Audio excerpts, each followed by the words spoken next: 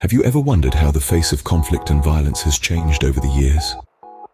It's a stark reality that, in the 75 years since the founding of the United Nations, the nature of these battles has evolved drastically. In the early days, conflicts were typically between states, and while deadly, the dynamics were somewhat predictable.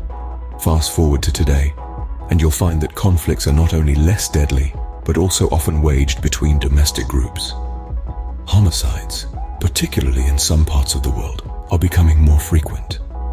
Gender-based attacks are on a worrying rise globally, and the long-term impact of interpersonal violence, including violence against children, is now more widely recognized.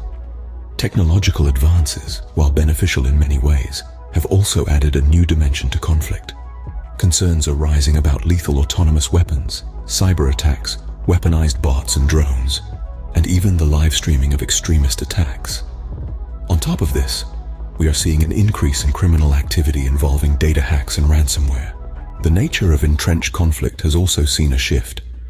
Despite the absolute number of war deaths globally declining since 1946, conflicts are currently on the rise, involving non-state actors such as political militias, criminal groups, and international terrorists.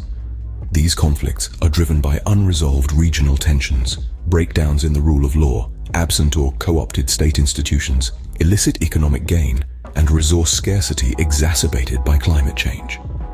These conflicts are becoming more fragmented, with a proliferation of armed groups involved. The regionalization of conflict has led to longer, more protracted battles, less responsive to traditional forms of resolution. In a disturbing turn of events, crime now kills far more people than armed conflicts. In 2017, almost 500,000 people worldwide were killed in homicides, surpassing the number killed in active armed conflicts and terrorist attacks.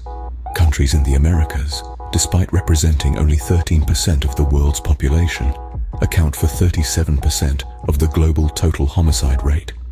Political instability fuels organized crime, which includes targeted attacks against police, women, journalists, and migrants. Political violence is no longer a problem restricted to low-income states.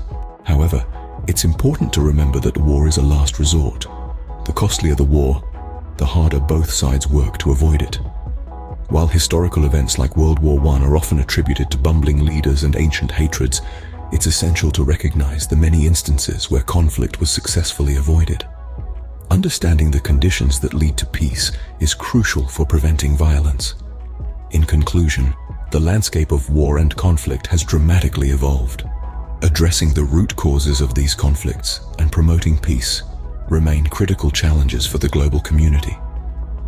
The changing face of conflict and violence is a testament to the complex world we live in, and understanding this transformation is the first step towards a more peaceful future.